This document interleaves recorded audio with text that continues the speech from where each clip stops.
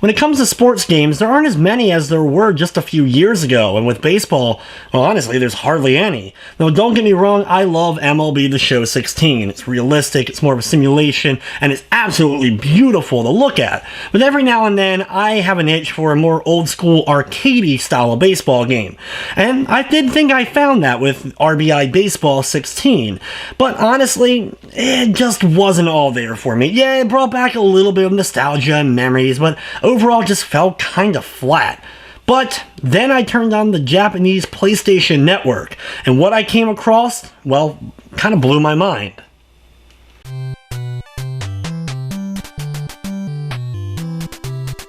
Browsing the Japanese PlayStation Network, I came across Moero Pro Yakkyu 2016.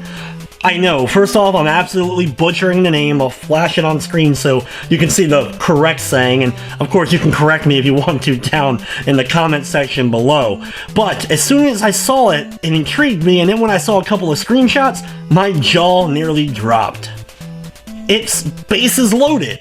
I mean, absolutely identical to the classic Bases Loaded franchise.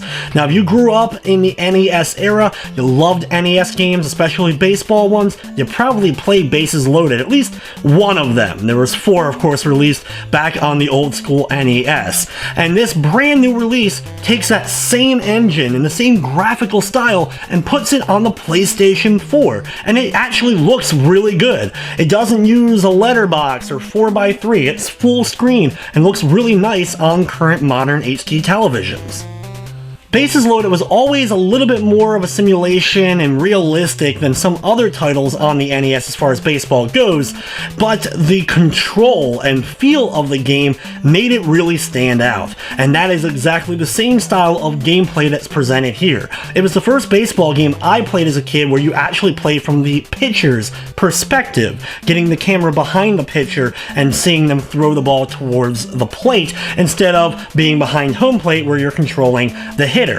When it comes to the pitching and hitting, everything has control to it. You get to pick where you want to put the ball within the strike zone and do your best to try to trick the batter. And when it comes to batting, your goal is to figure out where that ball is traveling to and then swing where it is so you can try to make contact and knock it out of the park.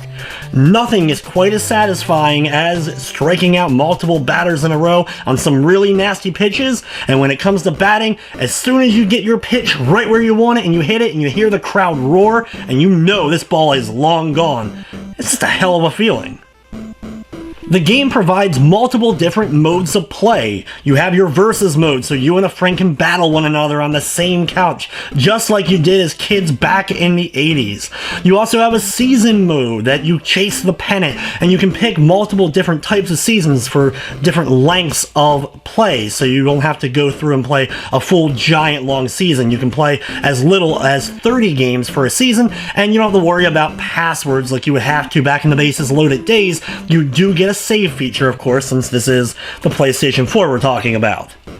The game also has an edit mode where you can actually edit a pretty good amount of details, not only on the players, but on teams themselves, picking different color schemes for the jerseys and different setups overall. It's actually really fun and in-depth. Of course, if the menus were in English, it'd be a lot easier for me to dive even further in, but even with my limited Japanese knowledge, I was still able to manage and move around and had a lot of fun editing and messing around with the game.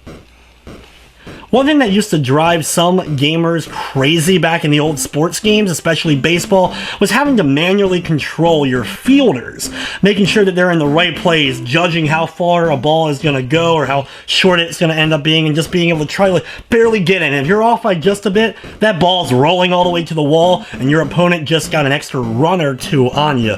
Nothing was quite as frustrating as that, especially in a really close game against a friend or a computer.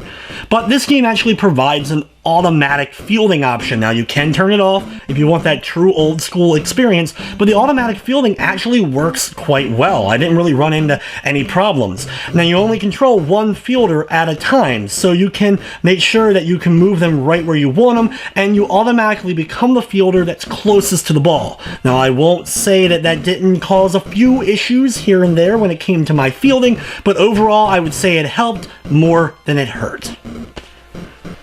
Presentation-wise, the old school feel of the sound effects, voice samples, which are a little bit better than what I would expect from 8-bit, but they are good, so you can actually clearly hear strike and ball and out and so on and so forth, and the crowd roaring definitely sounds nice once you make good contact with the ball. There's also some great little music here and there. There's old school baseball songs that you probably remember in your head, that's stuck in your head if you played a lot of old school NES baseball games. A few of those kind of tracks are in here in all their classic 8-bit glory. The game has a few other options to mess with, and I saw some weird things from some of the other screenshots I saw, including one point some guy had a ghost on his back he was able to add. That may be something that you can actually do in the edit mode, but I wasn't able to dive into it quite as much because of the lack of Japanese knowledge. But as far as just being able to get into the game and play either versus or a season mode, that is very accessible even to those who don't speak or can read any Japanese whatsoever. Look, I know this game is not going to appeal to a mass amount of people out there, but I wanted to bring it to the attention of the old school NES fans, especially those who love NES era sports games, of course, baseball as the main one here. And it just brought all those kind of memories and late nights of the glow of the television in my dark bedroom playing against my cousin in games of Bases Loaded, and I'm very much enjoying playing the game. Now, when it comes to actually getting the game for yourself, it's a little bit troublesome, of course, because it is a Japanese-only PlayStation Network game. You can't import a physical copy, though that would be quite cool if they actually did exist. Now, if you need to create a Japanese PlayStation account, if you don't already have one, you'll need one in order to access the Japanese PlayStation Store. Once you have one created, it's very easy to get into the store and look around.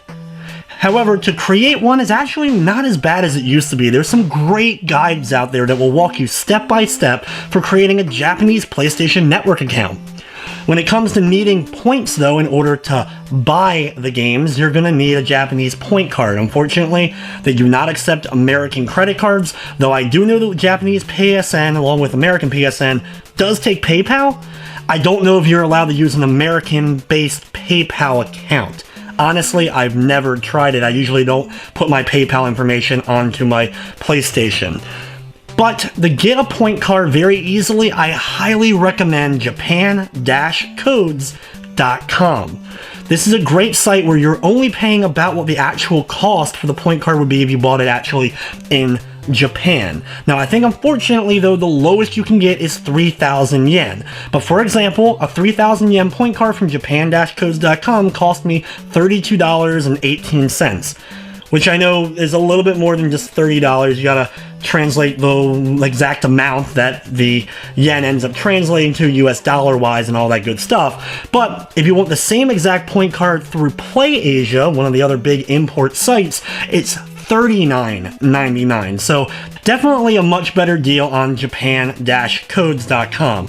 And what's great is they will email you directly the code that you need in order to put it in your Japanese PSN and get those point cards. I mean, it comes within 3 or 4 minutes at most from once you make your purchase. Some of the other websites will actually have to mail you in the mail, snail mail, an actual point card to you so that you can actually end up using it.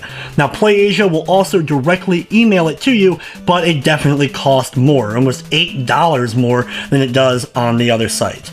So anyway, guys, I just had to bring this to your attention. This isn't really a review or anything like that. It's a little bit hard to kind of review this, but I'm really, really enjoying it. And I think many of you who love retro 8-bit NES games will at least appreciate the existence of a game like this. But anyway, guys, I'd like to thank you for watching, and of course, let's play ball.